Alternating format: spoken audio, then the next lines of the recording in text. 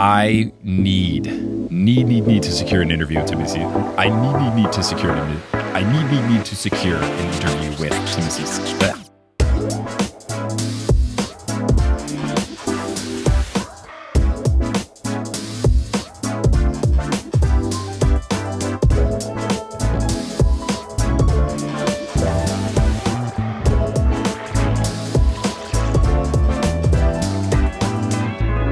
What's good? Thank you so much for tuning in to another episode of The Newest Olympian. My name is Mike Schubert. I'm the titular Newest Olympian. I'm a 33-year-old man who never read the Percy Jackson books as a kid. I read them as an adult because I was on a quest to determine if society had been sleeping on the series. I said yes, and now I'm seeing if society is sleeping on the ongoing TV series or if this series will help people not sleep on the book series. And I am joined for another episode. It's our second episode, 2 in one day, just like how it's a double drop of the premiere, 2 episodes one day. I am joined by fan favorite guest and me favorite human. It's Johnny Frohlichstein. Johnny, how's it going? You favorite human. That's so nice. It's going great. Wow. They're cooking with this show so far. Oh my gosh. Absolutely cooking. The first 2 episodes are delightful. I'm very excited for what's ahead, but we're here to discuss episode 2. Now, you are a repeat guest, and I think we have a new repeat guest question. Did I ask you yet if there was Cabin Johnny, what Cabin Johnny would look like? Oh, no, you haven't. Okay, if there was Cabin Johnny, what would Cabin Johnny look like? What would the architecture vibes be? What would the design vibes be? My first thought is that it would be very messy in Cabin Johnny. What would the design look like? I don't know. I think that so I grew up in a house that was like extremely brightly colored walls and like kooky decor. Like we had a bunch of fake food laying around the house that my mom put out. And we had like a fake old woman sitting in a chair in our house growing up. So I think a bunch of that stuff, like almost life size. Her name was Miss Dimple. My mom got her in an art fair. All right, we might have to stop the podcast. We might have to get your mom on the line. Yeah. Just talking about Miss Dimple for an hour. This is Miss Dimple Corner. That's incredible. I like that. I think the one detail you have failed to mention is that any table inside would be one of those tables that is a chess table. Yeah, just in case you wanted to get a game of chess going. Yeah, for sure. Always the opportunity. Cool. Well, let's talk about episode 2. The action just rolls right along. It opens with a sky, and I was thinking, what's the sky? What's going on here? But it's the Stymphalian birds, our evil bird friends. Woo. So that means we're getting the chariot races, and they do something interesting with this where the birds are already trying to break through. They're trying to attack the force field. I don't remember exactly how it went down in the books. I remember them being more of like a threat after the race as opposed to a looming threat during. I'm not sure though. Like I feel like it was after Colchis Bulls and then the birds were there, but I like what they've done here. I just can't exactly remember what Sea of Monsters book did. I think they noticed the birds during the chariot races and they were like, wow, that's awfully ominous. I hope those birds don't come into play here. Yeah. Well, here in the episode, Annabeth gives the explanation that they sense that the border is falling. They sense that it's failing, so they are trying to get in, and it's not exactly working. Percy asks about these birds that are monsters, asking, do they have acid bird poop or something? And Annabeth says, razor sharp beaks, can we focus? And they get back to task, and Annabeth, of course, has a plan, and I'm just enjoying their banter. I feel like this season has really nailed the Percy-Annabeth banter, where he always is down to clown. She wants to get to the plan. She allows him to have his sassy moments, but then takes him to task. And I feel like they're hitting the dynamic quite well. I like it. Yeah, I would agree. I also loved the introduction in episode 1 of, I didn't say boyfriend, because that just sets the tone for their interactions all season. Yeah, it's really good. It's really good. So after this initial chariot scene, we get to a great comedic bit. Comedy is back this season, and I'm very excited about it. Tantalus trying to drink water. And I'm happy to see Timothy Simons on screen at any point in this show, but for him to do this big dramatic trying to drink water, I think is fantastic. I know in the book, it was all him trying to eat a cheeseburger. I think there's something extra funny about him just trying to do the simplest thing of eating, drinking water from a straw. It could not be easier. Yeah. And he can't do it. It's also a great way, and I think the show is continuing to do this in these episodes, great way to convey something without having to use any CGI. They don't have to do floating cheeseburger. They don't have to do a magical cheeseburger that keeps flying away from him. And I think it's just smart for them to keep making these choices that allow them to not have to do CGI stuff. It's similar to how I feel with the Grey Sisters taxi cab using the smoke to poof them in and out instead of having to make it melt in and out of the sidewalk. The show just looks so good from how little CGI is present. Totally agree. I also, with the water thing, I remember when watching this thinking to myself, wow, like that is definitely the worst part about this curse, right? Like, I think that extreme thirst is definitely worse than extreme hunger. I don't know about you, but like, I mean, you would die of thirst before you die of hunger. you definitely for sure. would. You definitely would. But in terms of the unpleasantness, given that this man seems, I think he's immortal. I don't know what his deal is really. He says he's at least 3,000 years old at the end of this episode. So if not immortal, then close to it. But yeah, the unpleasantness of not being able to have any water for him has to be worse than the unpleasantness of not being able to have a cheeseburger, right? Yeah, I mean, just because there's so many other things like dry mouth, dry throat. For me with podcasting, you're going to make way more mouth sounds if you're dehydrated and if you're thirsty because your mouth is going to be making more saliva. He says as he takes a big swig of water, letting Johnny say something if he wants to. It's a good thing Tantalus isn't a podcast host, am I right? Because of that dry mouth, he'd be clicking and clacking all over the place. He would also be terrible. He'd be very Joe Rogan-y. Yeah. He would be awful. I'm just asking questions in the Timothy Simons voice. Just asking questions. Just asking questions. And they're all bad. So anyway, Percy Jackson. So he's trying to drink water. He gets interrupted by his aide, his little assistant satyr dude. And he comes in and goes, "Percy Jackson, my lord, out of his cabin." And they depart, but it's all a ruse. This is all part of Annabeth's plan. She takes off the Yankees hat and she is sneaking into the room. Genius stuff. How long do we need before we have Tantalus and his little assistant shippers? Because I'm all in on those two. That'd be very fun. I can't remember. Was he in Sea of Monsters? Did Tantalus have some sort of assistant? Maybe he didn't. I feel like he did. Again, it's one of those things where like it just fits. And I hope people aren't frustrated over the course of these episodes, me not having reread Sea of Monsters. I did this with season 1 where I didn't reread the book and I enjoyed the TV show more, not constantly thinking of, oh, they did it differently. Oh, they did it differently. The other thing is that I do have a small child and I barely have enough time to do my job, let alone read another book. Yeah. I just came over and gave you a book and you looked me in the eye and you were like, "Thank you. I'll read this in 2032. I have been audiobooking from Libby.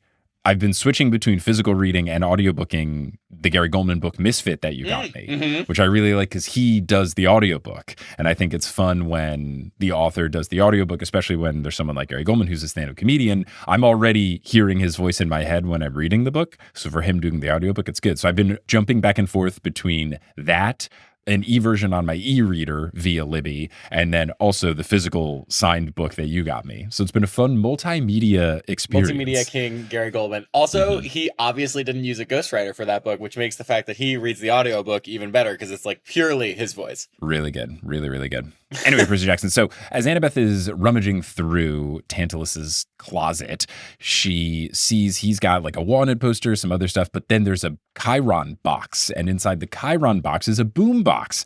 And she looks at a couple of cassette tapes. None of them are Dean Martin, which made me raise my eyebrow initially because I've long wondered about the Dean Martin beef, but I did think there was a chance that they wouldn't do it in the show because I think that there are other things they could do, and we'll get to it later, but the choice that they make for music instead of Dean Martin here is so smart. It's so smart. Yeah, and I imagine the viewing audience here probably isn't picking up on Dean Martin so much.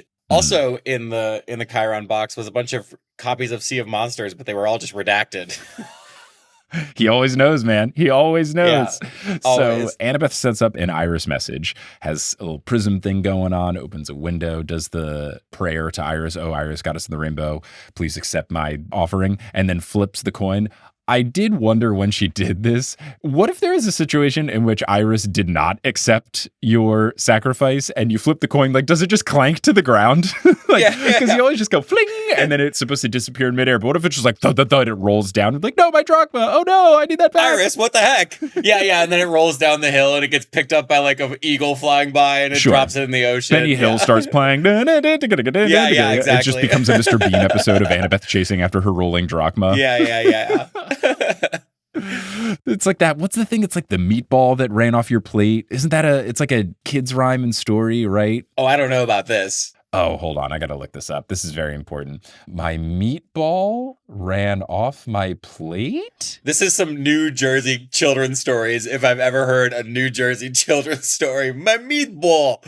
It's a camp song. On top of spaghetti. Oh, yeah. On top of spaghetti, all covered with cheese. I lost my poor meatball when somebody sneezed. It rolled off the table and onto the floor. And then my poor meatball rolled out to the door. It's like Rockabye Baby. You can sing it to that tune. Like, on top of spaghetti, all covered with cheese. I lost my poor meatball when somebody sneezed. And then it keeps going. So it rolls into the garden. As in Madison Square Garden, because this is a New Jersey lullaby. This is the most New Jersey thing I've ever heard in my life. I feel like I saw a video version of this. I don't know if it was on like Wishbone or Zoom or one of those PBS shows, but I feel like I saw a video thing of the meatball rolling off the plate. Anyway, it was probably a local channel while you were eating your stromboli for breakfast. Hey, it was a calzone. How dare you? Anyway, Percy Jackson. So the coin flip happens and she just says Chiron. And not too well, actually, but I believe the way that Iris messages work in the book is that you have to say the person and the location, or at least that's what they always do. It's kind of convenient for her to do this because she doesn't know exactly where Chiron is. But I feel like in all the other instances in the book, you have to say the person and then the place where they are. But interesting. Do they outline in the book that you have to know where they are to Iris message them? I'm not sure. But with the TV show, I think it makes sense that they're just kind of doing things to fit. Like Nectar and Ambrosia hasn't even shown up in the show yet. And I don't know that it ever will, because I think easier than healing stuff like that and having to explain it is just like, well, maybe he just never gets hurt that bad. But yeah. We'll have to see. I mean, with this season, obviously we all know where it's headed, where you've got the Golden Fleece and it can heal people and stuff. But like, I don't know. I mean, we even see later in the episode, Percy leaves. Like, there's no talk of Nectar and Ambrosia. They might not show up at all in the show, which is fascinating to me. It feels like such a staple, but also I kind of get it. I don't know. I'm very intrigued. It's sort of like how they left out Peeves, where it's like, it's a staple, but not like it helps build the world, but it's not super necessary. Right. I'm just curious because I feel like there's a couple of parts later in the Percy Jackson series where utilizing Nectar and Ambrosia for healing purposes is pretty crucial. But when I think of it, the most crucial in the first 5 is actually in the Demigod Files when they're doing the Sword of Hades one. And Percy gets like absolutely ripped to shreds by those people with the claws. And that's like the first time where they got to really come up on the, if you have too much Nectar and Ambrosia, you feel like you're on fire kind of thing.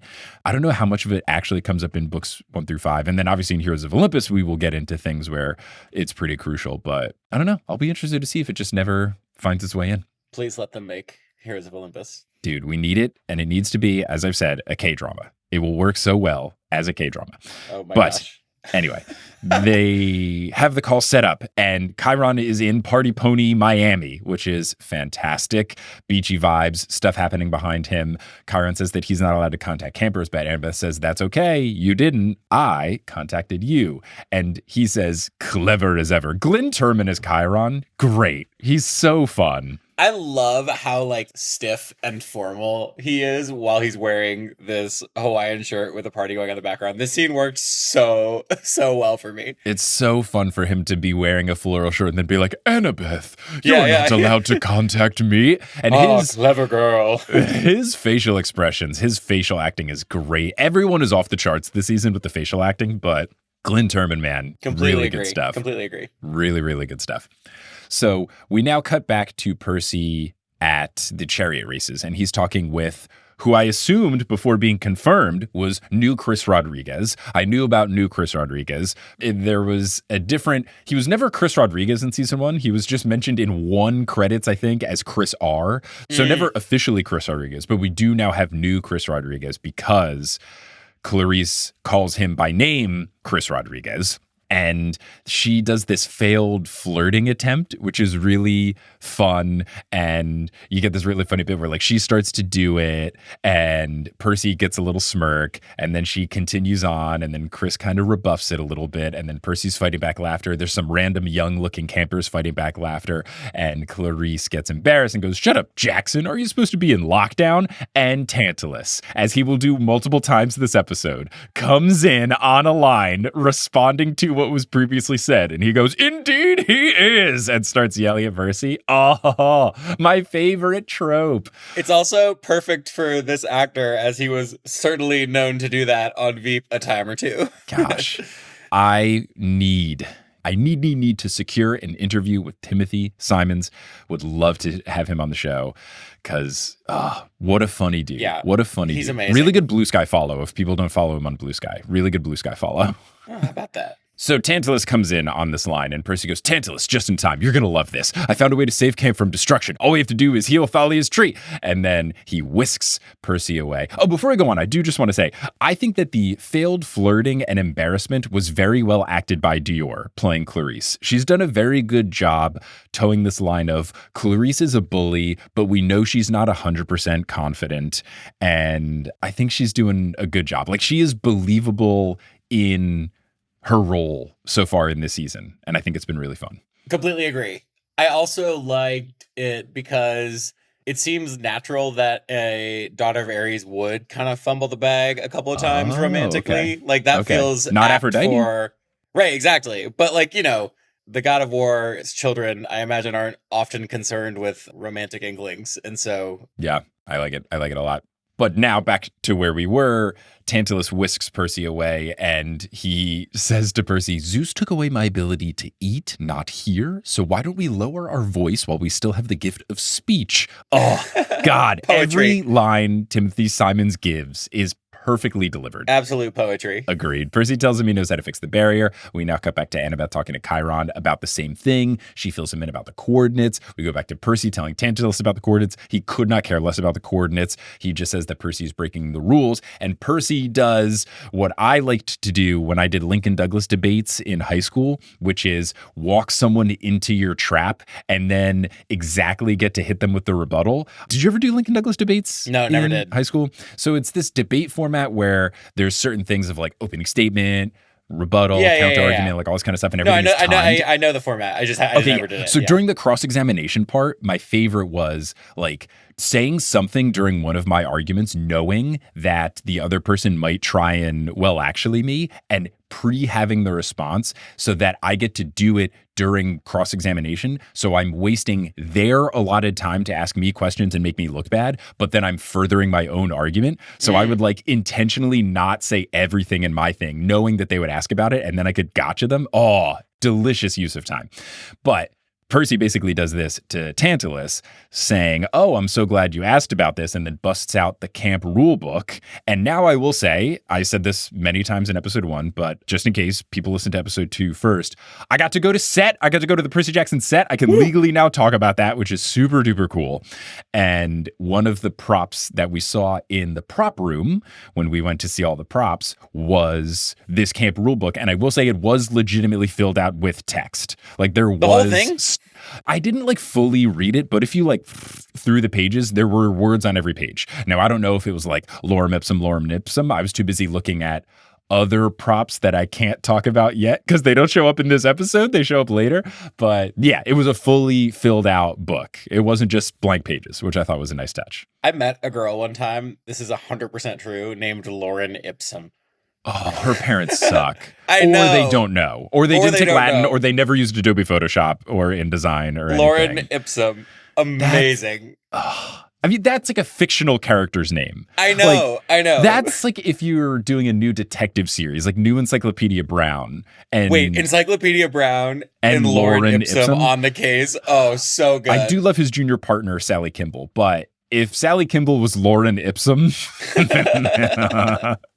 really good. For anyone unaware, it's a Latin thing that Adobe products use just to fill text as preview. And I took Latin in high school, but I don't think I even know what it means. Lorem Ipsum translation.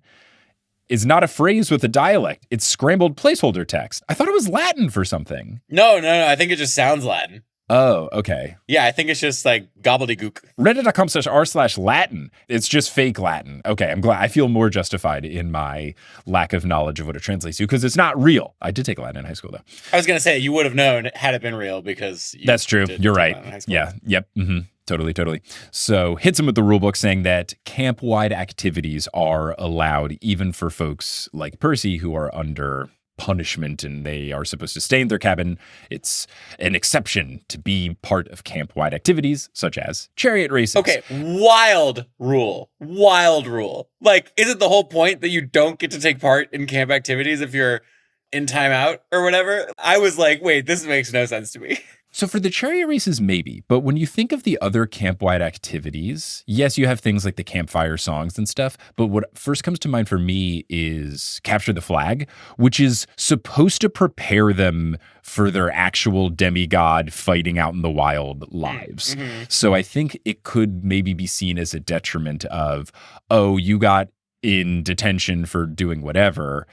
But if you were under house arrest for months on end and you never got to do training, it would be a disservice to you. I guess that's it. It also could just be something to make the TV show work. I didn't say it. You said it. I didn't say it.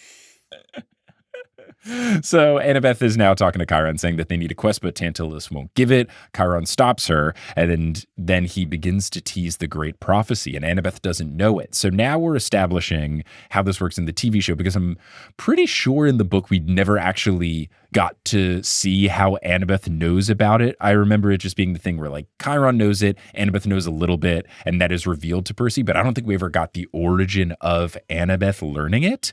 And I love the show introducing this. You're using the adaptation form to its advantage. It's not just a copy paste of book into movie. Let us see things happening with other characters. Why else do an adaptation? So for us to kind of see this first moment for her is great, because you see all of the emotion that goes into it for both Chiron and her, giving it and receiving it. And I think it's very compelling television. Right. And it also adds in this sort of new dimension for this book of Annabeth trying to stop Percy from going on the quest, which I think makes for such compelling drama, particularly after our little, cutesy banter in episodes 1 and the beginning of episode 2.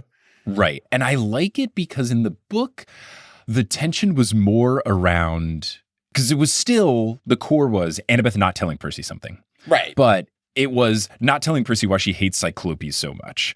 Right. And that was kind of the thing. They seem to be mostly leaving that aside.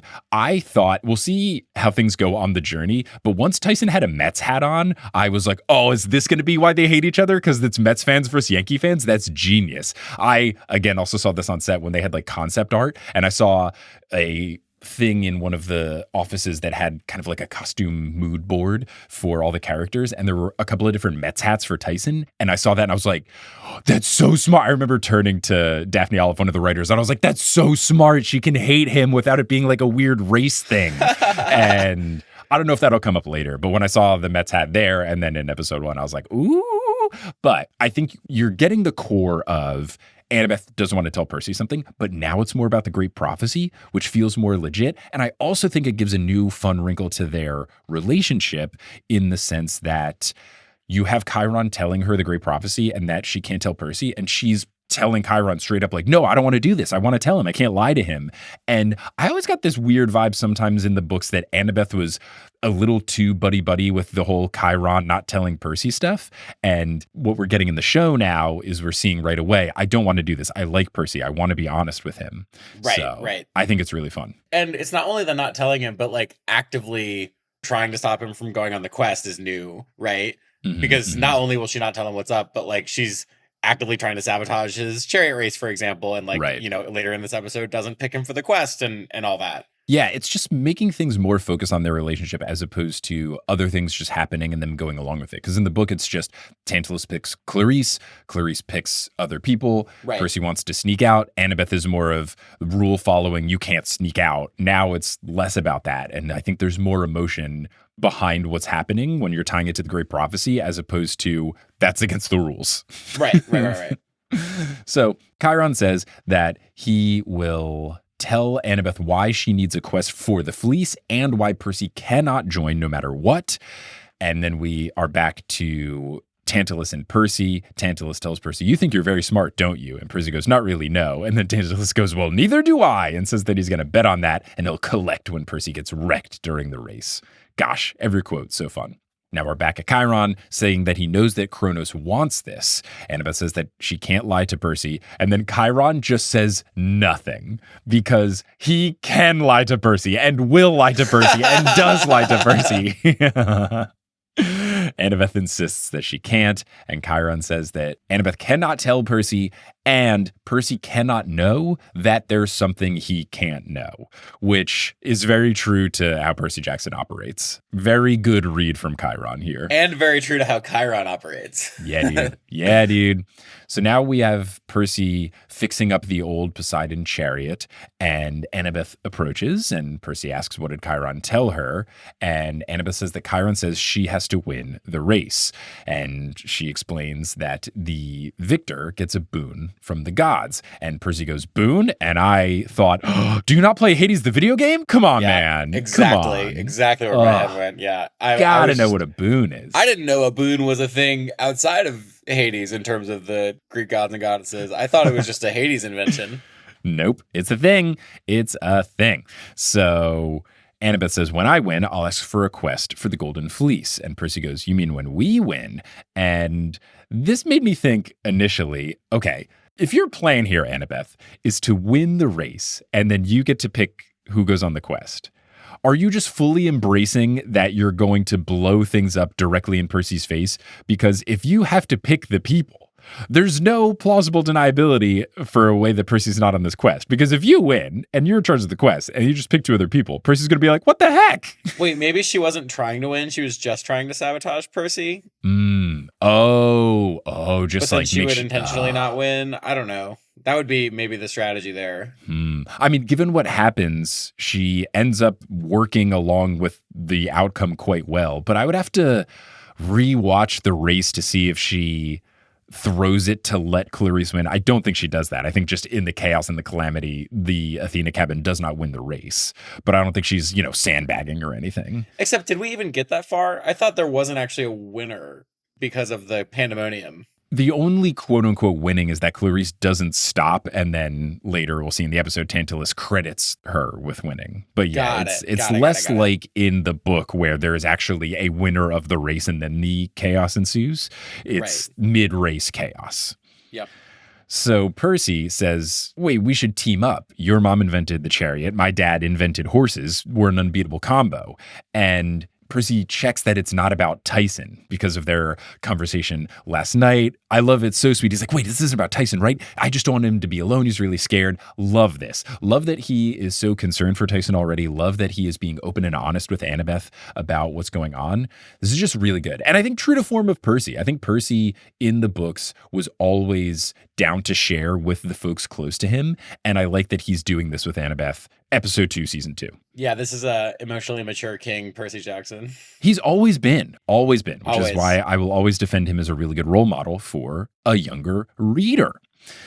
So Annabeth says it's not about Tyson, quote, it's just about doubling our odds. And then Percy goes, okay, yeah. And whoever wins will pick the other to go on a quest. And then Annabeth gives her first Kainon answer and just says, races tomorrow, better get prepped. Oh, she's already an expert in the craft. It must have happened off screen, but the ending of that Iris message call with Chiron must have been, okay, so when Percy asks you a question, here's the 12 different ways you can deflect. Yeah. There's a class. He has a book like the 7 ways to win friends and influence people. It's like 12 ways to deflect a conversation and not actually give an answer to anybody. Yeah. And it's a useless book of advice, just like that other one.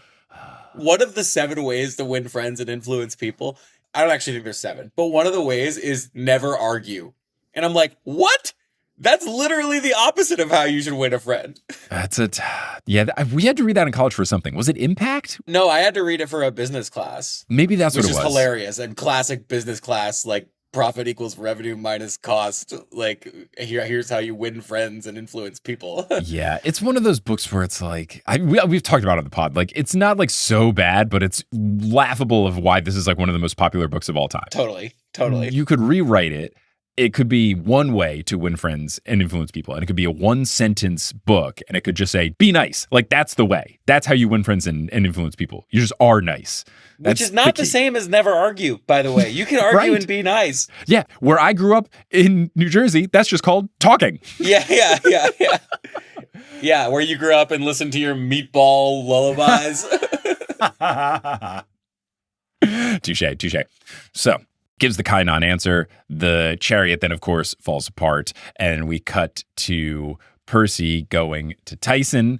And I love what they've done with Tyson, because the first thing he does is he goes, Percy, did you save camp? Great. So good. So good. Percy responds, working on it. Love it. Tyson says that he wrote Sally a letter, which is very cute. And then Percy's got this wheel and it's clearly busted. And Tyson, much like Sam from Holes, says, I can fix that. Oh, yeah. Dude, if I can sneak a Holes reference in, you know I'm going to do it. Shout out Dule Hill. Tantalus walks in and says, the duck may swim on the lake, but my daddy owns the lake.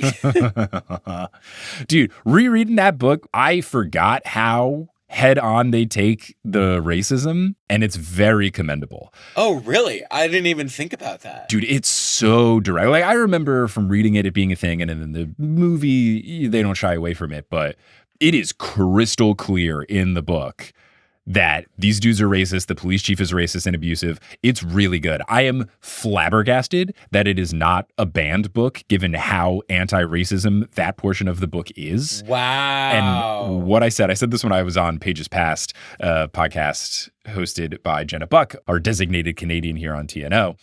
I said, I think this book isn't banned because the people who ban books don't actually read books. And I think for Holes, they were just like, oh yeah, it's the one where they dig holes in the desert. And it's not the one where 50% of the way through the book, there's a big long chapter about why racism is bad. But yeah, Holes way more anti-racism than I thought. Really solid. And it makes me, having it as my favorite book, just crystal clear. Wait, that is amazing. aged like fine wine as a take. No kidding. Regrettably, because he's a terrible human, Jon Voight gives the performance of a lifetime as Mr. Sir in that movie. It's tough. Yeah. Tough. Regrettably. Tough. We just got to talk about the other good thing. Oh, here's a fun one. You know who is Kissing Kate Barlow? Yeah, Patricia Arquette. It's It's my favorite party fact. That's wild. That's wild. Because I rewatched the movie when I was also going to be in this podcast, and it was in between seasons of Severance. And I was like, whoa. What? That cast is wild. Really solid cast in that film.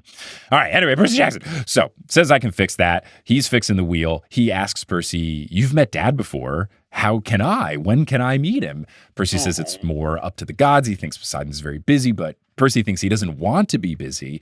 He probably wishes that he could see us more. It was so sweet. So sweet. So cute. I love it. They've done wonderful work with Tyson, where he's getting all of the cute, young, naive, adorable, childlike vibes without the way the audiobook narrator does, which is making him talk like this. Like, it's doing a good job. They're hitting the beats without making him a parody of anything. I love it. Totally.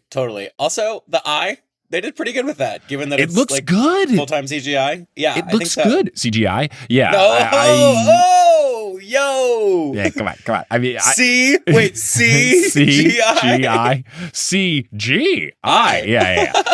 It's good. Look, they were very happy about the eye. When I was there on set, they gave us a whole thing where they were talking about the CGI that went into it, the software that they used to do it, where it kind of just like takes Daniel's two eyes and then blends them, and they take his two eyebrows and blend them into the one. Like, it's really trying to capture his performance, and it looks good. As normal as it can be for something that is so unnatural, and a huge improvement from the movies. It looks good. I mean, I think it's a little corny. No, I'm kidding. That was what was cornea. Thank you. So Thank you. Tyson fixes the wheel. He goes, done. What's next? And then Percy gets an idea and goes, you want to get out of this cabin? Tyson says that's against the rules. And Percy goes, I can fix that. Hey. So now let's take our mid-episode break for, it's the Sea of Sponsors is back. Welcome back, the Sea of Sponsors. Oh. So we'll take our mid-roll break and then we'll return to discuss the rest of this episode. Hello and welcome to the Sea of Sponsors Utah edition here at the in-laws place in Utah, visiting family. But let's talk about some updates with the podcast. Going to keep it super brief because we've already had 2 other mid-roll breaks this week. But the main things, live shows in Australia for sure happening in January. Live shows in New Zealand should be happening end of January, beginning of February. Live shows in the United States begin again in March of 2026. For tickets to any and everything, go to thenewsolympian.com/live. And for information about these shows and what chapters we end up covering, and also just things going on with the podcast, the Newest Olympians Instagram account is where I have been most active. That's where I'll post about these shows. That's where I'll post content from the interviews that I've done so far for the press. There are some photos that I have shared from the set visit. So what's exciting about the set visit is that we were able to take pictures and stuff, in addition to badgering the entire cast and crew with a zillion questions. We got to take a bunch of pictures, and there was also some taken by an official Disney photographer, which turned out really nice. So already by the time you're listening to this, I should have posts up on the TNO Instagram, depending on when I post this one. But also there are going to be posts that I make over time, over the coming days. So if you want to see some of the content that I took while I was there on set, you should follow the Newest Olympian on Instagram. We're at Newest Olympian, or you can just go to instagram.com/Newest Olympian. Now, if you're all caught up on the Newest Olympian and you're looking for some new content to consume, you're in luck, because I make a whole bunch of stuff. And one of the podcasts that I make was a limited series show that I did with my buddy Eric Hamilton Schneider, who you've heard on TNO a lot. And it's a podcast called The Last and the Curious. It is a limited series where we make our way through the Fast and the Furious franchise. I had never seen them before starting this podcast, not a single movie. And Eric Schneider is a huge super fan. So we did an episode for each of the movies. We would watch the movie and then hop right on the mic. We did some of these in person. We did some of them remote. We did one for every single installment in the series, including Hobbs and Shaw, which was awful. And it's really fun. And you can get all of it ad-free all at once, like a Netflix drop, at patreon.com/thenewsolympian/shop. It's just $5. There's no ads. It's 13 episodes. You're really going to enjoy it. People have given me lots of really positive feedback, and I'm really happy because we're happy with it. And I hope you enjoyed if you decide to give it a listen. You can also go to The Last and the Curious, but it's thelastandthecurio.us, and that'll bring you directly to the purchase page. Now, unless you're listening on Patreon, where you get access to ad-free episodes, and the Patron 5 with Johnny, where we will ask the same 5 questions that we asked Kelly about episode 1, but this time it will be in regards to episode 2. Unless you're listening on Patreon, you're going to hear words from a few sponsors to make it feasible for me to be a full-time podcaster. Some of those ads will be read by me, and others of them won't be. The ones that aren't read by me are inserted locally. So if you live in Liechtenstein, don't be surprised if you hear an ad in German. But once those ads are complete, we'll get back into this episode of the Newest Olympian.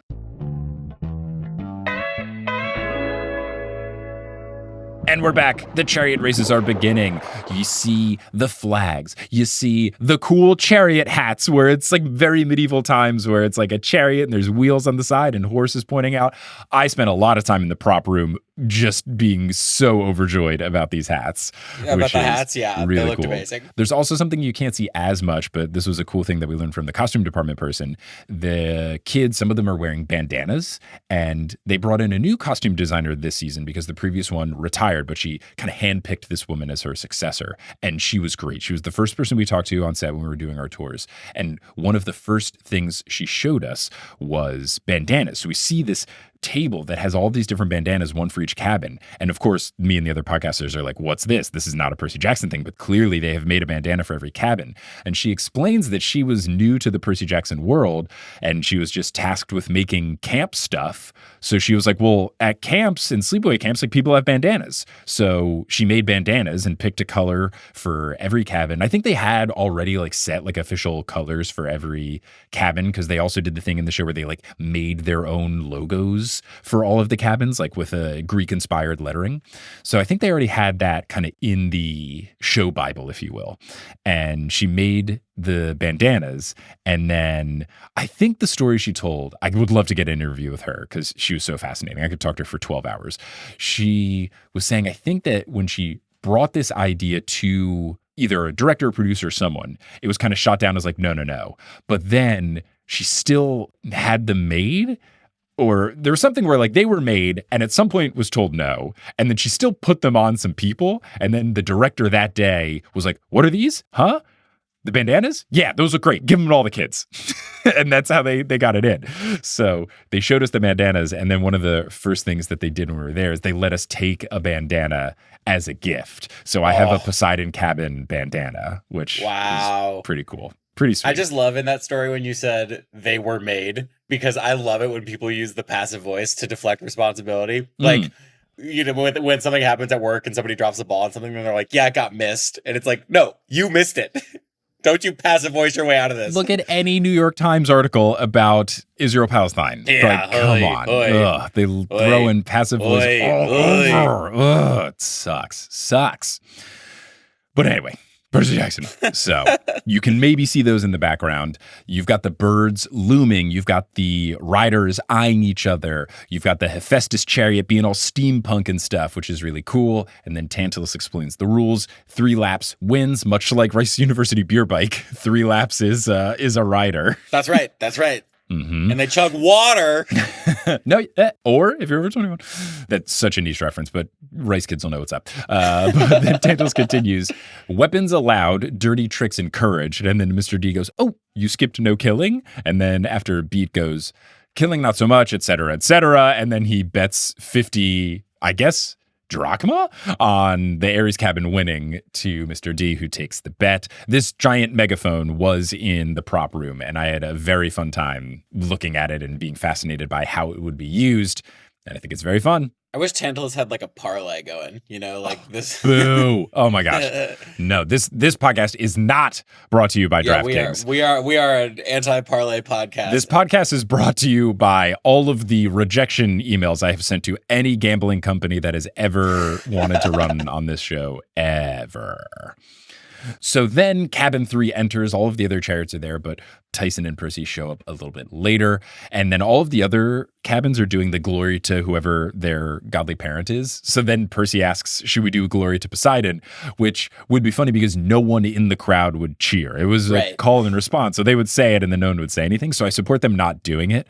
Tyson says he wants to make Dad proud, but he doesn't want to hurt anyone. Percy says he should just focus on defense, but to not hurt Annabeth, because, you know, one of the two has to win. Then we go to Annabeth, who asks her Athena friend Bronte, new character dropped, to take out Percy. And Bronte goes, I thought you and Percy were tight. And then Annabeth says, that's why I'm asking you. And Tyson, with his good hearing, overhears. So we know that's going to come back. He gives a disapproving look. Ooh, we know it's coming back. It does kind of feel like the Bronte sisters would be daughters of Athena, no? Oh. It does sort of feel like Charlotte and Emily Bronte are Athena. I know that they do like some mushy-gushy Wuthering Heights like love stuff, but it's all very wise. I don't think it's like so like romantic, you know? I'm not as brushed up on my Brontes as I am on my Austen, but because was one of the Brontes Jane Eyre? Yes, that was Charlotte. Bro, I hated that book so much. I hated it so much. I really disliked it. Now, I was like a high school freshman, so not an ideal time. But I don't know, read Pride and Prejudice junior year and loved it. Wuthering Heights slaps. I've heard really good things. I've heard Wuthering Heights slaps. And the new movie's coming out, and it's probably going to be terrible. And Charlie XCX is doing the soundtrack. Why is it going to be terrible? There's a casting choice. So basically, like, the main guy is supposed to be a person of color, and that's like a huge undercurrent of the whole relationship. And they just cast Jacob Elordi as him. Oh, who's Jacob Elordi? You'll know him when you see him. Will I? I do not know this guy. He got big in Euphoria with all I have not seen Euphoria. Oh, he's in the new Frankenstein. Okay. He is Frankenstein. The monster. He is Frankenstein's monster in the new Frankenstein. Okay. His things that he's been in is like the exact things that I've missed, but explains why. Like he was in The Kissing Booth, Euphoria, and Saltburn, all things that I was like, yeah, I know those are popular and I didn't see. If only he was in The Summer I Turned Pretty, it would be the quadfecta of things that I know are big that I have not bothered to and never will. Or if he was in The Substance, like all these things where I'm like, no disrespect to anyone who likes it, but it's one of those things like when something gets too popular and like it's one of those things where I'm like, I don't know. Yeah. I don't know. I'm a contrarian on The Substance, by the way. I could not stand that movie, but I won't yuck anyone's yum. Sure. I have not seen it, so I don't know. But have fun, everybody. Have fun.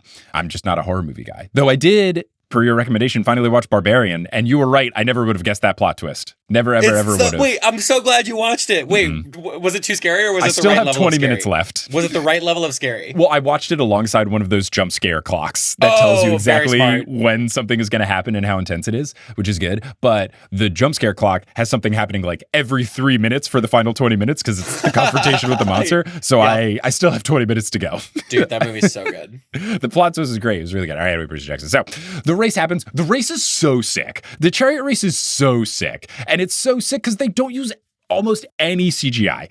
A lot of the stuff is real. I got to talk to the stunt people. We got to talk with the stunt team. The stunt guy just had like some of the raw footage on his phone and he showed it to us.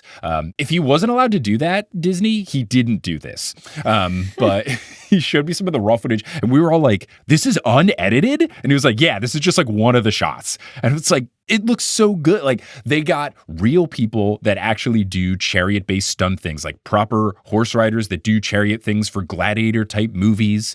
That's who they do the in memoriam for. At the end of the episode, it's one of the guys who was in charge of like the group. But it was like real people, real racing horses. The stables on the track, which we got to visit the track, the stables were real stables that were functional so that the horses could rest in the stables because these horses can only do so much and then they have to rest because they can't just be like sprinting all day and they're filming a lot. So they got like real racers, real riders, real stunt people. All of the chariots are fully functional. Like those are not on carts or anything with wheels. Like those chariots function, they work, they're real. And can you imagine like how much of a bummer it would have been if they went Marvel style with this and it was just like full CGI? Like in a media environment where like everything is CGI, this is so refreshing. It looks so nice. I also know from talking to people that it was so hot that day for filming. Like sweat was a legitimate concern of like wiping it off of people, changing shirts, changing clothes, getting people out of the sun. It was really hot because it was like one of the first things they did and they started filming in summer. So yeah. But it looks so good because like almost everything is real. That's why it looks amazing. Oh, wow. Just such a fun race. So fun. And it's one of those things where like at times you're watching it and you're like, yeah, they're not going super duper fast, but would children riding on horse chariots be going right? Like they're not doing motion blur and big Tokyo drift stuff. Like no, like it just all looks good and believable and gosh, it's so good. Did you ever see that event at the Houston Rodeo where it's like literally basically a chariot race and they're like they got to do like the figure eight around the thing. That's the highlight of the rodeo. It's the best thing for sure. Yeah, better than the bull riding, better than like mutton busting is really good where the kids have to hold on to the mutton as long as they can. Really good. And then they interview the kid who wins and he's always like, I practiced on my dad. Pig races outside of the main thing is really good too. Yeah. The pig races are fun, but the best of like the high octane things is the speedy horse around figure eight race. Like taking the turn, cool. Like, oh no, they hit the barrel. The best. Really good. I've been to the rodeo, but I haven't been to like the event of the rodeo in quite some time. I got to go back. That'd be a fun thing to take the little one to. Oh, she would love it. Yeah. We went to the rodeo just because Joel's band was doing a thing. Like they were just playing. So we just like went to that stuff. But yeah, when she's a little older, bringing her to like the proper rodeo. Oh, I got to try to get her some fried alligator on a stick. I looked for fried alligator on a stick last year and I couldn't find it. I was furious. It was the first thing I ate. I moved to Texas. We go to the rodeo. I'm a New Jersey boy. I was like, I don't want to be here. And then I saw a sign that said fried alligator on a stick. And I was like, that's the most Texan thing I can eat. I'll take one. And you shed one tear because you were home now. No. But I was like, I'm going to tell all my friends about this. Yeah. So it's a different country. The race is super sick. It starts off really awesome because they're about to go and Clarice times it perfectly. Just as they're blowing the horn to begin, she smacks a Hephaestus kid off of his chariot with her spear. Then she slashes at one of their steampunk tubes and then they get going. They start going. Now we see later that the Hephaestus chariot, like the campers can't get it to stop going. He's like, I can't get it off. So then race continues. There's a part where Chris Rodriguez says, she's passing us, catch up. And then Clarice just lets out a great evil maniacal laughter. Really good turn and laugh. Good stuff from Dior. Then the Ares cabin folk are near Percy and Tyson and her co-pilot, Mark. She goes, Mark, take out the Cyclops. And then he goes, give me that one eye, which I guess is like the insult version of calling someone with glasses four eyes. That's what I was taking from him calling Tyson one eye.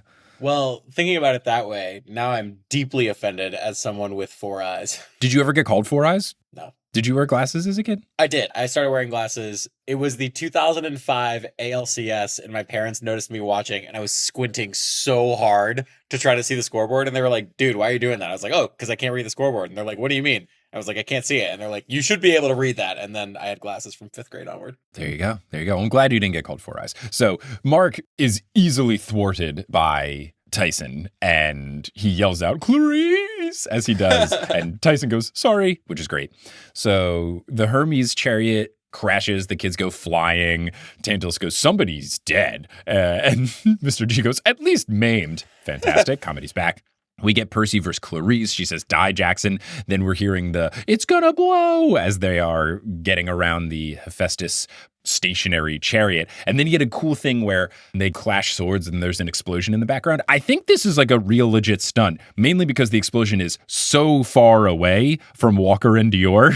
It is so far away, and there's nothing in between them. There's no other chariot, nothing.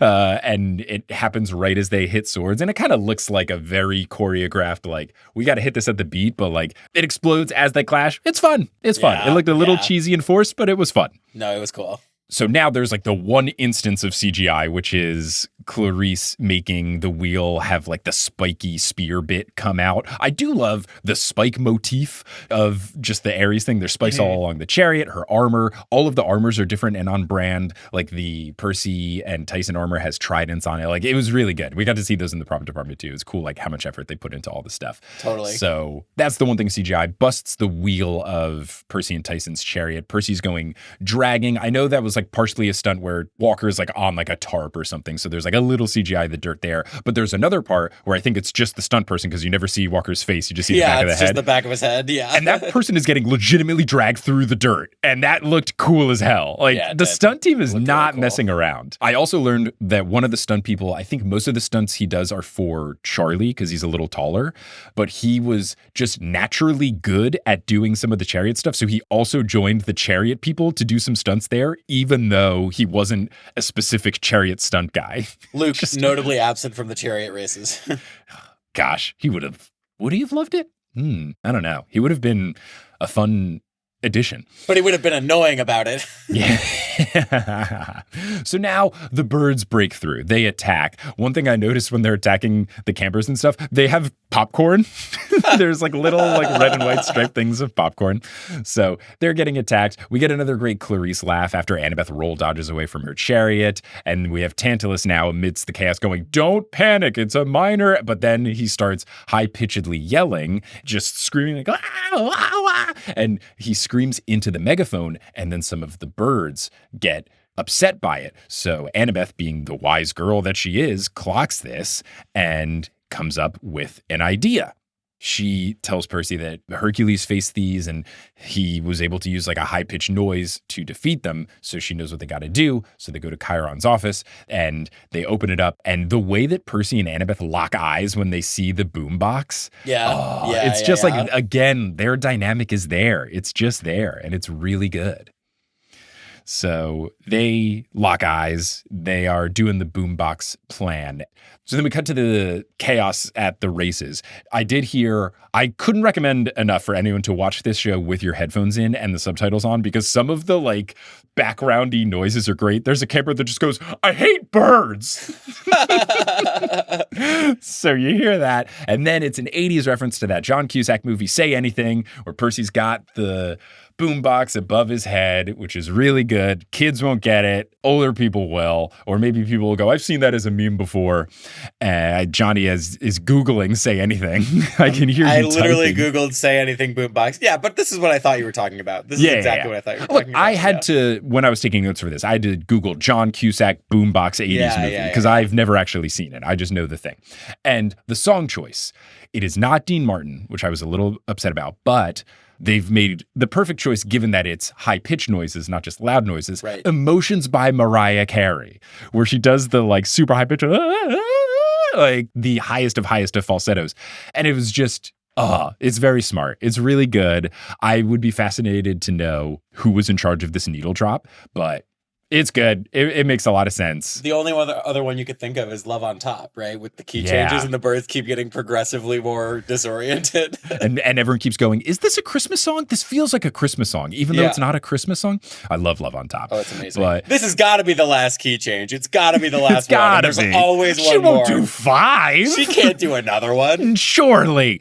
But what's great is even if kids listening don't know this song by Mariah Carey, because it's one of her oldest ones, people will be able to know that's Mariah Carey. Yeah, and totally. she has stayed relevant enough, especially with All I Want for Christmas It's You, that has made it to where the kids get it. So I think this is a smart, let's do something that they understand move. I like it. I like it a lot.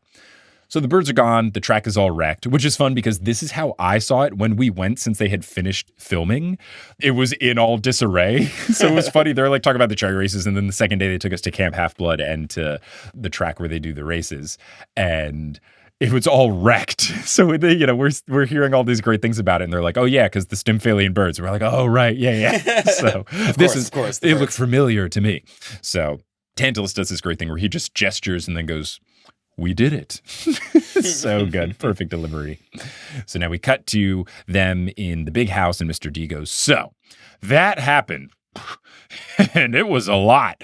But he says then, as the camp director and as a parent to, quote, at least some of you, he promises to get the races rescheduled. No one claps except for Tantalus. I love that no one loves the chariot races. Like the way that they've brought them in to this season makes sense that none of the kids would be jazzed about it. So I think they've done some really good stuff with it. Right, because it was just adult mandated. Seeing our boy Jason Mantzoukas after his turn on Taskmaster was, I had almost forgotten he was in it because I had spent so much time with him over on the other side of the pond. If I ever get to interview that dude for this show, it will be a true test of my professional acumen if I don't make more than 50% of our conversation about Taskmaster. Yeah, that would take extraordinary restraint. It would be so hard, but I would do it for the good of Percy Jackson. So then Tantalus gets up and he says that he has consulted with the dryads and he has learned that the barrier will not fail. And all the kids are like, what? And then he goes, for at least the next week, at which point you will have to run for your lives. And then everyone's freaking out. And he goes, simmer down, simmer down, simmer down. It was great. It was a great delivery. He then says that what he knows came to him in a dream. And he got the coordinates for this quest. And he gets the coordinates wrong. And as someone who got the coordinates wrong with the whole Doylestown, Pennsylvania of it all, I was delighted about this. But I looked it up. The only number that he got wrong was the second portion. So he says 30, 24, 75, 12. The real numbers are 30, 31, 75, 12. The way that coordinates work, it's decimal places. So going from 3024 to 3031 is not that wrong. So I looked it up on a map and that's like still in the ballpark. So Percy goes, he got the numbers all wrong. And I wanted to be like, he got the numbers slightly wrong. Like it's still going to get you in the vicinity of the Sea of Monsters. Yeah. Yeah. Maybe an A-. Well, he's there. So then Tantalus is saying this whole thing. He's going on like, someone will go on this quest and they will repair the barrier and bring glory. And people are all cheering and stuff. And then we get this cute little like triple clap from the assistant at the end after it's kind of quieted down so he can be the final clap. So fun. Tantalus says that the choice for champion is clear. It's the only person who showed the necessary strength and courage, Clarice LaRue. And even Clarice is like, are you sure, bud? Are you sure? And then Tantalus explains that while the rest of everyone gave up and delivers it like that, while the rest of you gave up, she continued the race, thus passing the test. So good. So then the camp is kind of hyped. I think it's a fun dynamic that we have. The camp likes Clarice. I feel like that fits alongside in the book. She was a bully, but not a hated bully. So I think that works. People are happy for her. And Percy tries to stand up and say that it came to him in a dream and that he got the numbers wrong. And the text from the subtitles says that there is overlapping chatter of everyone basically telling him to sit down and shut up. Which I love this. It's like, bruh, you had your moment. Come on now. Yes, they've done a good, believable job of making it to where the kids don't really like him. I think it's more believably done in the Percy Jackson books and the Percy Jackson show as opposed to Harry Potter, where Harry Potter keeps saving the world and the school, and they're like, Harry is so annoying, where it is more believable in the Percy Jackson series because bad stuff happens all the time. So the fact that he went on a quest sure was maybe more important, but everyone's like, okay, sure, yeah, you're one of a bunch of people to go on a quest. With Harry Potter, it was like the one time in the past 10 years that someone had to save the world, and then he comes back next year and everyone's like, you loser, we hate you. Yeah. Never made sense. Or like when he lost a bunch of points with the Norbert thing, and it's like, yeah, I don't really care that you saved the world from Lord V. You lost us 50 points for Gryffindor, so like, WTF. Ridiculous. Yeah, you're also alive, Jeremy. Yeah. So then Mr. D, after the commotion here, goes, okay, yay, camp, and then says that Clarice has to pick 2 more people and they can get the show on the road. Annabeth nominates herself because she has quest experience and skills that complement Clarice's might. And she is right. This is different from the books, which I'm excited about. I like when they make fun little changes like this because as someone who knows what's going on, it's fun for me to go, ooh, what are they doing here? Like a little bit of intrigue. Percy tells her, all right, yeah, smart thing, good idea. So Clarice picks Annabeth, and then Percy stands up, makes a really good argument. It's an ocean quest, so you should pick me. Like, yeah, dude. Bulletproof. Son of Poseidon? Obvious. Bulletproof argument. It's so bulletproof that it appears like Clarice is going to pick Percy, despite other people stepping up. Bronte steps up. I wrote in my notes, sit down, Bronte. She goes, Annabeth, we make a good team. I should be on this quest. You just lost the chariot race. What are you talking about? Yeah. You do not make a good team. Awful. Also, it feels like 2 Athena on one quest. Like, why wouldn't we spread the love around and get some more different types of skills, Totally. Also, another good headphone moment. There's a guy, at least in the back left of my headphones, who goes, pick me, in like a really deep voice. And then a couple other kids say, pick me. It's Percy with a mustache on. It's me, Peter Johnson. Yeah. You should pick Percy. That Percy guy made a really good point. He's so good looking. So it looks like Clarice is about to pick Percy, and then Annabeth stops her, whispers something to her. Clarice whispers something back, and I'm wondering, ooh, do I like show Clarice having a little bit more of a level head towards Percy? Mm-hmm. Really fascinating stuff to me. And I know that they are going to try and flesh out some of these characters more. Like, I think they're going to do it in this season would be my prediction. Like, we're going to get more Grover, even though this is the book where Grover's gone. I bet in season 3, we'll get a bunch of Annabeth, even though Annabeth is gone. It seems like they're going to try and keep Clarice around, even though she's kind of only like a books 1, 2, 4, 5. Like, I feel like she'll still be around in 3 and more in 4. Like, I think they've really gone in on it. So I think they're adding more stuff to make Clarice either more likable or at least more dynamic. So for her to almost pick Percy, despite very clearly not wanting to, but not being able to argue with the logic, I think it's a good choice. Like, I'm excited to see where they take Clarice, especially as someone who didn't enjoy how Clarice's arc finished in the books. I'm really intrigued to see what they do with her in the show. Yeah, totally. I think we're still missing a little bit of Hypnosis Kid, though. Clovis? I think I need some more Clovis to really round the show out. He'll be there in Heroes of Olympus when they rewrite it to make him one of the 7. It's all the 8 and Clovis is there too. I would love it. That would be my punch up if I was on the writing staff. So she ends up picking Chris Rodriguez, and Percy is very upset. Very upset. You know who's not upset? The guy in the back who goes, woo, when she picks Chris Rodriguez.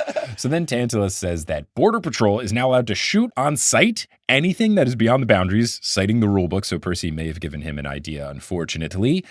And what I really appreciate from Leah's acting, she's doing a really good job this season. She is so clearly hurting by not taking Percy, by not being honest with him. You can see it on her face. It's really good. She's doing a really good job. She's doing a great job. Yeah.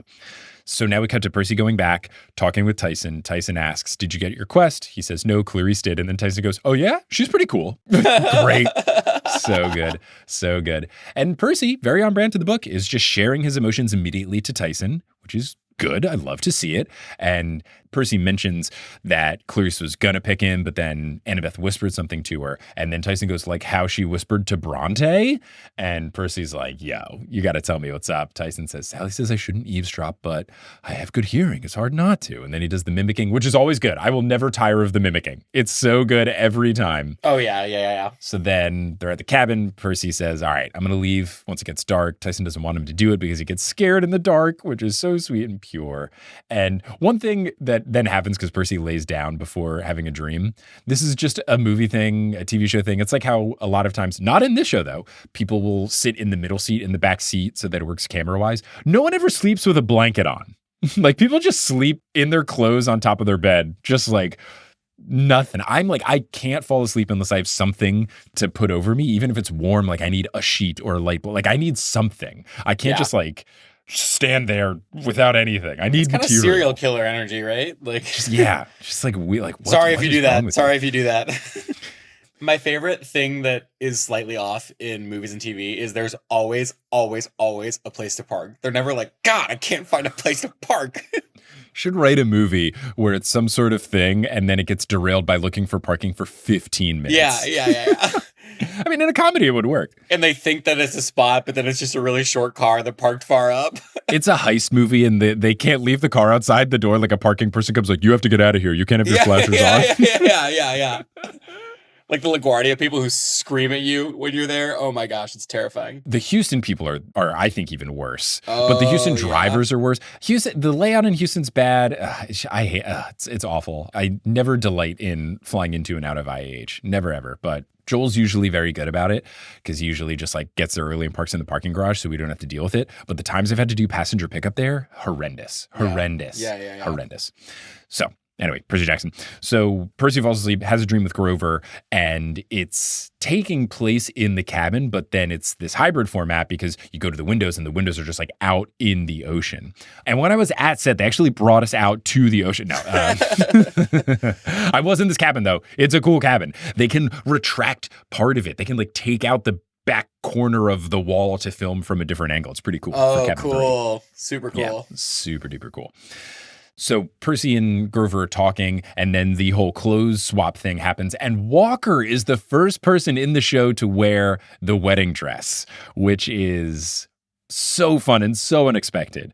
Now, obviously, I saw the wedding dress. And it was like the third thing we saw because costume department was our first department tour. So we saw the Giants, we saw people I can't talk about yet, and then we saw the wedding dress. And oh man, it's just beautiful. It has like hand sewed on doves that other people from the costume department like hand cut, handmade out of felt and then hand stitched on. Like this wedding dress, it took them so long. Like it's so intricate.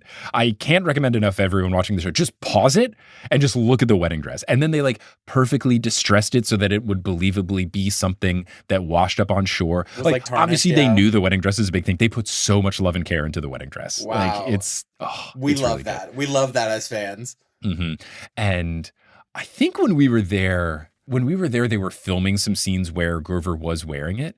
I don't think we ever got to see him wearing it because weren't there when they were filming it. But then there was a time where Arian was going to like say hey to us, but they were like, he has to change out of the wedding dress because like they wanted to be very like they wanted to keep it as pristine. Well, you can't do a first look. Like, obviously, yeah. So the fact that Walker's wearing it first, I was like, whoa, like that's so surprising. But then they do this swap thing back and forth where Grover's wearing it, and what's great is when Percy's realizing he's wearing it, Grover goes, don't ask. And Percy looks down at it, kind of, shrugs it a little bit and then goes, I gotta ask. So good. It's just great delivery. Their friendship is just so fun. I really like it. So then Grover explains a little bit of the monster that he's dealing with. He calls him, and I know they're doing this for the show. It's going to be hard for me. Not Polyphemus, Polyphemus, which I would have to talk to maybe Emily from Monsterdona, Dr. Moya, of like what the actual, I always thought it was Polyphemus, but when I was there on set, they kept hitting the Polyphemus really hard. I know in Greek names, it's usually like the third syllable that gets accented. So Polyphemus, I guess, would make sense instead of Polyphemus. So maybe they're correct. My 9th grade English teacher who taught the Odyssey would have something to say about this. Oh, like were they very strict about it being Polyphemus, or that's just like how they said it? Everybody mispronounced it in 9th grade when we read the Odyssey, and so it was like, no, it's Polyphemus, it's Polyphemus, it's Polyphemus. Ooh, okay, all right, this will be a separate episode. So then Grover's looking around the cabin, sees Tyson, and asks Percy how Annabeth is feeling about that. And Percy says, I don't really care. So Grover instantly senses what's up. Whether he's just a good friend or it's the empathy link, he knows that Percy feels betrayed. And Percy, again, being really honest with Grover. So he's being honest with Annabeth. He's being honest with Tyson. He's being honest with Grover. I love this. And then Grover's a really good friend. He tells Percy that she might have a good reason. And Percy asks to betray me. And then Grover says, I did. And Percy goes on about how Chiron told him to. So Percy might, I think, get it. Like there's hope for Percy to realize, oh, Chiron probably told her to do this. I shouldn't be mad at her. So. Puppet master pulling the strings, huh? So we'll just have to see. So there's the franticness where like Grover's got to wake up. He's mentioning how everything works with the bridal gown and the lying and the delaying. Says that Polyphemus thinks he's wearing goat-scented perfume, which is funny. Can you imagine wearing food-scented perfume? Like, ooh, Wendy's Baconator perfume. Like, it'd be wild. Yeah, I mean, that's what I fall for. Wendy's Baconator perfume. That sounds delicious. Yeah. The sweet scent of the Whopper Jr. 2 burgers I've not had in a long time. No free ads. If we're going to do a free ad, we should say it's the Whataburger Patty Melt. I would do free ads for Whataburger. Perfect. Yeah. Perfect fast food chain. Free. It's the honey butter chicken biscuit scented perfume. Yum. My take, I will stand by till the day I die. If every single fast food restaurant on earth was replaced with a Whataburger, I would not be sad. I wouldn't miss anything. Wow. That's a great Subway take. Wouldn't miss anything. I would miss nothing. If there were just more Whataburgers, I would be fine. There's just 30 Whataburgers in every airport. Yeah, dude, now I don't have to wait in line. For Whataburger, would that be your Subway take if you were on Subway Takes? My Subway take if I was on Subway Takes would be that everyone in America should have to work in a retail job, any sort of job where you face with customers. So like server, waiter, work in a mall, whatever.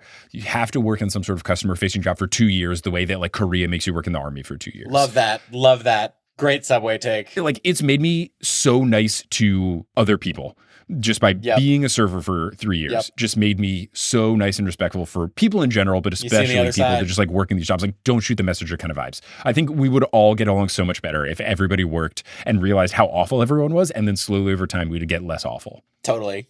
Yeah. What would be your Subway take? Vanilla ice cream would be way more popular if it was purple because people equate white with plain, but vanilla is a very rich flavor. That's really good. Even if they made it yellow. Yeah, any color but white, and it would be way more popular. Damn, that's a good take. That's a really good take. I agree. We should be on Subway Takes. We should. Yeah. All right, anyway, Percy Jackson. But what's great is Percy's getting Grover all bridal veiled up, and Grover goes, how do I look? And Percy goes, beautiful. And then the dream ends. I love it. I love their friendship. It's so fun. Oh, I love it. Great. So then we cut to Percy sneaking out. Tantalus's little sidekick sees him, so we know he's going to get caught. Then Percy is by the water and he's talking to Poseidon. Gives this great monologue about how he's not asking for help. He's not asking for permission. He just wants Poseidon not to stop him because he knows that he can stop him. But he's saying, look, don't stop me. I know you're in charge of the sea, but I'm your only son. And I was like, But then Percy goes, well, not your only son. That's something else I want to ask about. Great. But he basically says, I'm not going to let stupid laws about quests stand in my way from saving my best friend. And I just love how much he loves Grover. They're really hitting that friendship well. It's so good. Adorable. It's so good.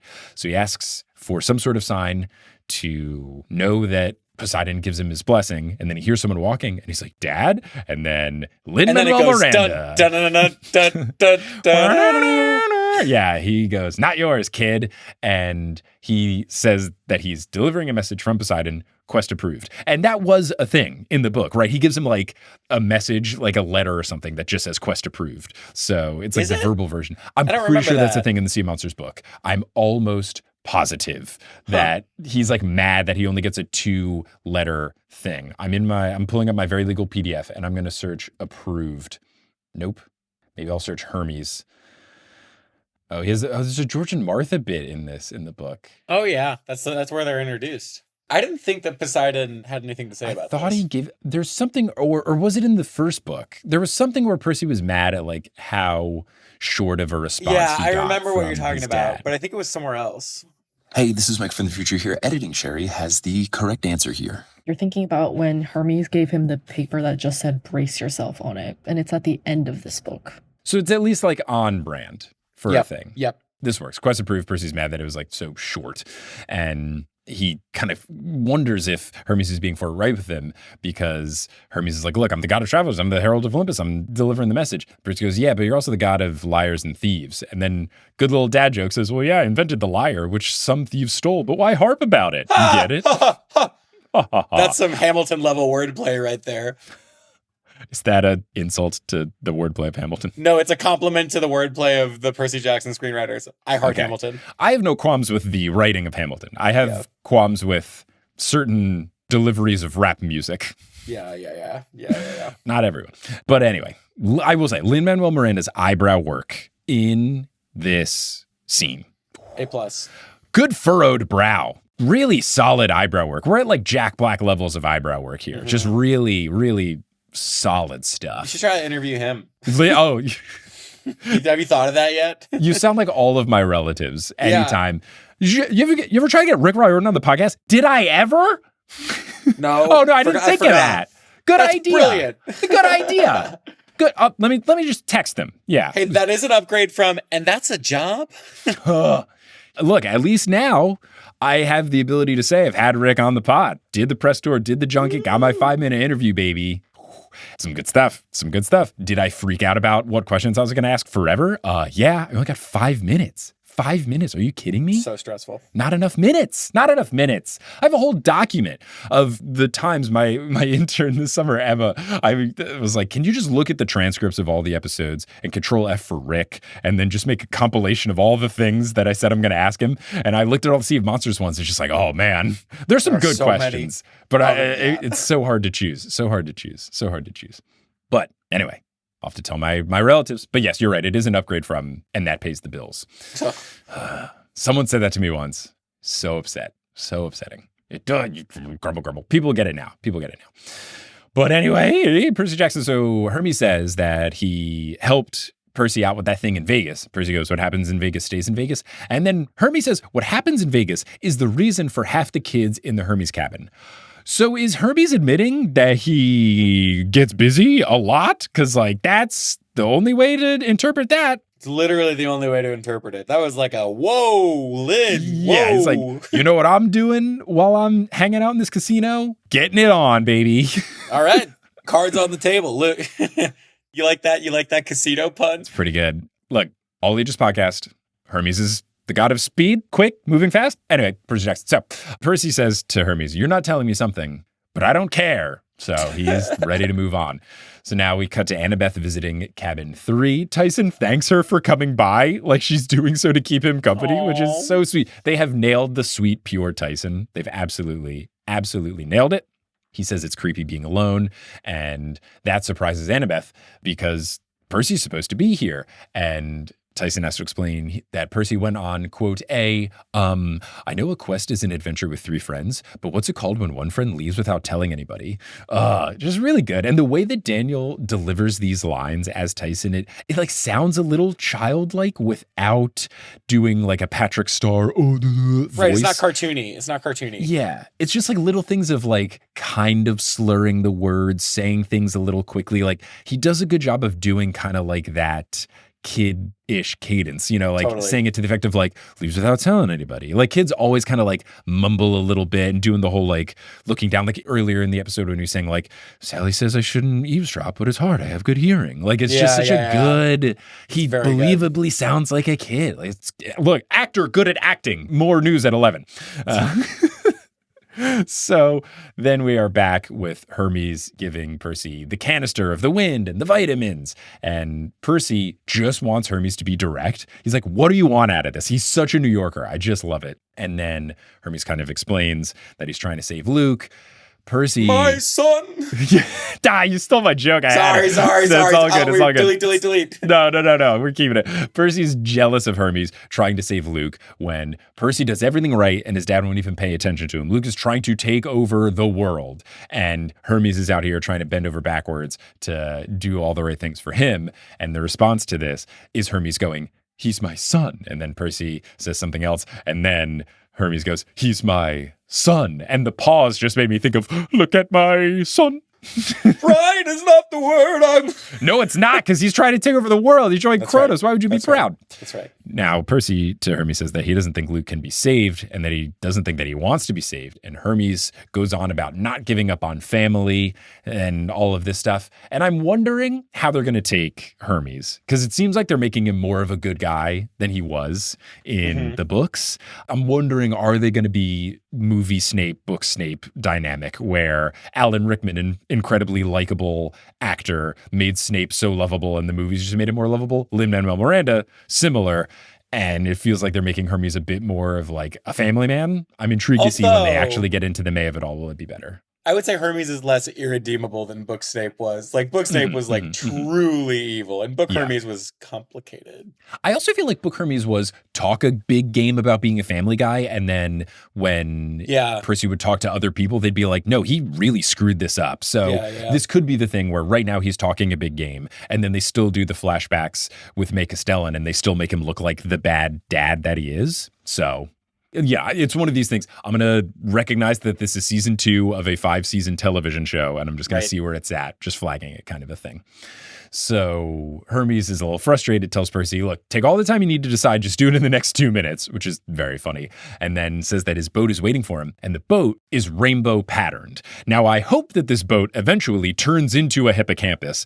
If this is just a nod to Rainbow the Hippocampus, I will begrudgingly accept it, but I want Rainbow to show up. And there are some hippocampi that show up in the ending credits, which would lead you to believe. It's gotta be. It's too fun not to do Rainbow, right? Like, you gotta do Rainbow. So I feel like it should show up, but at the very least, I saw the Rainbow boat and I was like, it's pretty good. It's pretty good. Rainbow. Then Percy's getting all ready. Annabeth runs in without even looking at her. He just knows it's her. He goes, you can't talk me out of this. Oh, really good. And she says, and I can't lose another friend. And Percy knows that Chiron got to her, so I'm glad he's pieced that together. I think this conversation with Grover was his light bulb moment. And this conversation between Percy and Annabeth, Leah and Walker are just, they're both so good. They're both really good. I think Leah has like really stepped it up from the first season. Walker was great first season, still great here. Like, they're just, I think they've really come into their own of their characters. They're finding the voices, and it's just becoming that classic, like, classic Percy. Classic Annabeth. Like, this conversation between the two of them, I really liked it. I think so far, not that she was bad at all last season, but I think Leah's like most improved award. That's where she's so good. Yeah. Really, really solid stuff. So Annabeth reveals to Percy that she didn't like the normal mortal stuff. And Percy takes a beat and goes, did you watch Jaws? And she explains that when you're going through getting chased by Cerberus in the underworld, scary movies are nothing. She explains that she can't just go back to being a kid. Percy can go back to being a kid, but he just can't go back to being a kid. And the way she delivered this was, the pain in her face and her eyes. It's just great. Just great. Heart-wrenching. Percy counters saying, when you talk about stuff, it gets less scary. So why don't you tell me about this other thing? But Annabeth says that that's the problem. The more she talks about it, the scarier it will get. And then Tantalus enters. Well, the good news is it'll all be over soon. I don't know what you two were whining about. It seemed personal. So if you'd rather have your last words be to each other, just make it quick.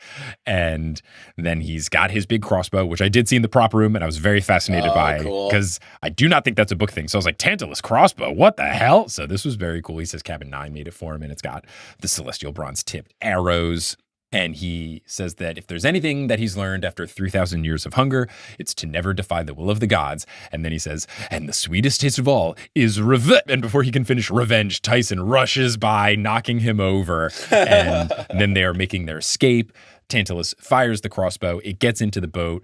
Then Tyson yells for Annabeth to get the first aid kit so they can patch it up. Then Tantalus readies another bolt. Percy deflects it with a riptide. They are now far enough away. Tantalus is angrily kicking and stamping in the beach, and it's very fun. And my only sadness here was I was like, that's the last of Tantalus probably for this season, unless we get like a tiny little something, but that's all we're getting. And gosh, he was just so good. He was just so good. Maybe the last of Tantalus in the series. I think so. Like, he doesn't come back in the books at all, so you'd really have to like work. So good.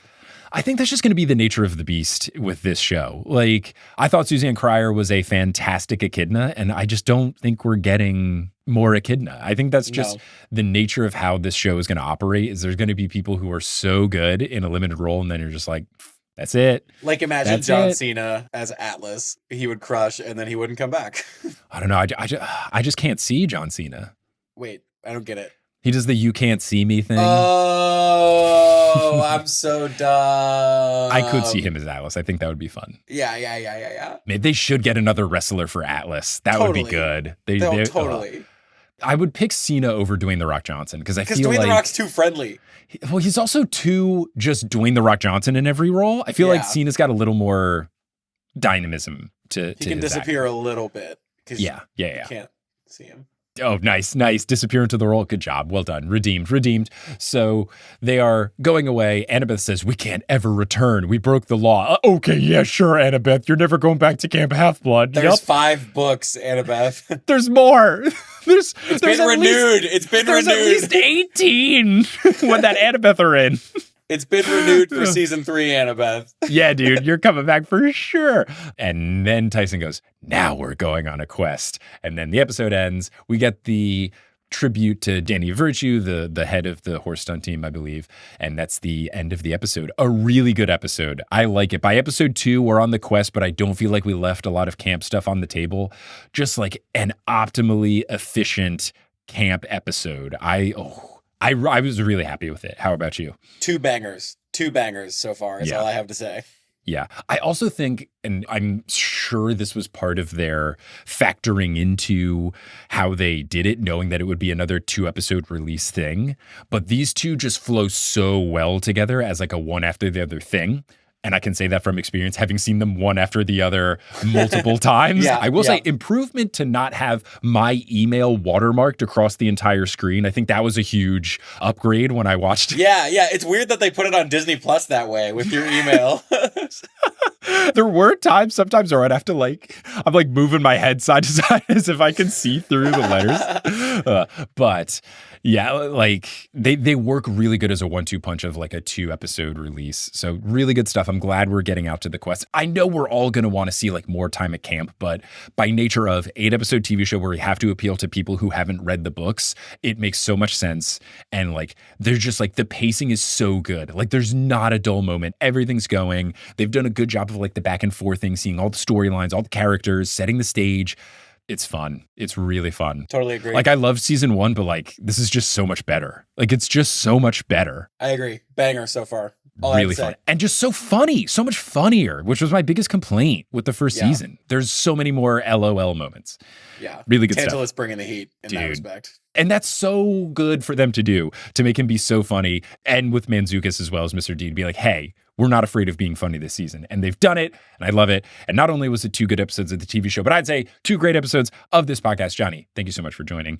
Anything that you want to promote to the folks before we get out of here. And also, we will be doing our Patron 5 bonus questions. So you can go to Patreon, join at any tier, and you can hear Johnny and I talk about things like our favorite performance, our favorite scene, funniest line, blah, blah, blah. That's on Patreon. But anything to plug, Johnny? Nope. I'm offline, baby.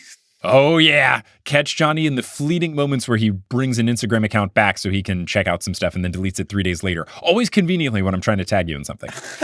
But, Johnny, thank you so much for joining. Listeners, thank you so much for listening. And until next time, I probably put some interview stuff in between this and the episode where I talk about 3 with Monster Donut. Until then, I'll see you later.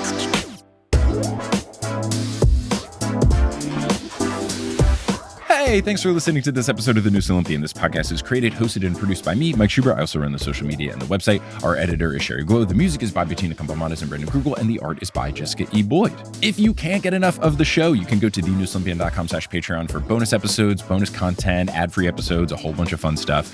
If you want to interact with the community around the show, you can check out the Discord, which is available to all patrons, or we're on social media. We're at Noose Olympian on Instagram, Blue Sky, and Twitter. And we've got a subreddit, reddit.com/r/thenewest-olympian. You can also show your love for TNO by getting TNO merch at thenewsolympian.com/merch. Of course, want to give a huge shout out to our producer level patrons, Kelsey Gillespie, Vicky Garcia, Frida Vikstrom, Megan Moon, Polly Burge, Nikki Harris, Tatiana Schmidt, Sandra Rose, Josh Sayer, Sam Ruby, Mrs. O'Leary, Milo Kim, Sandkopf, Rayla Matthews, Sky Mallory, Mick Walters, Grace, Ginger Spursboy, Bradimus Prime, Skylar Sisters, Scott Sheldon, Ann M. Thayer Cohen, Bella, Percy Jackson, Kit Kat Crumbs, Jim Jam Koopy, Andrea, not Andrea, Jordan Ray, Nico's Black, Vespa, Zayden Wintergate, Terry Roth, fuzz and certified Ghost King's emotional support friend. If you want to support the show in a non-monetary way, word of mouth is essential for podcast growth. You can tell a friend directly, say, hey, there's this Percy Jackson podcast I think you would like, check it out. You could leave a rating and review on whatever podcasting app you're using, or you could just talk about the show on social media. All these things really do help. I really appreciate anyone who has done so in the past, and I appreciate anyone who will do so in the future. But I'm just so thankful that you tuned into this episode, and I hope you tune into our next episode, where we will be breaking down episode 3 of season 2 with the fine folks from Monster Donut. But until then, I'll Percy you later.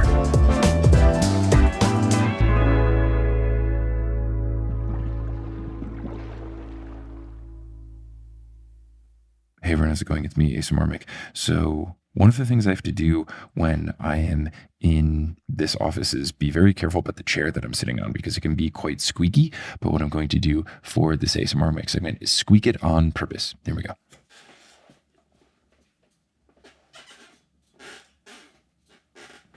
It's really the leaning back and forth that does it to you. So I kind of just have to get into a position and commit. But yeah, thank you so much for listening.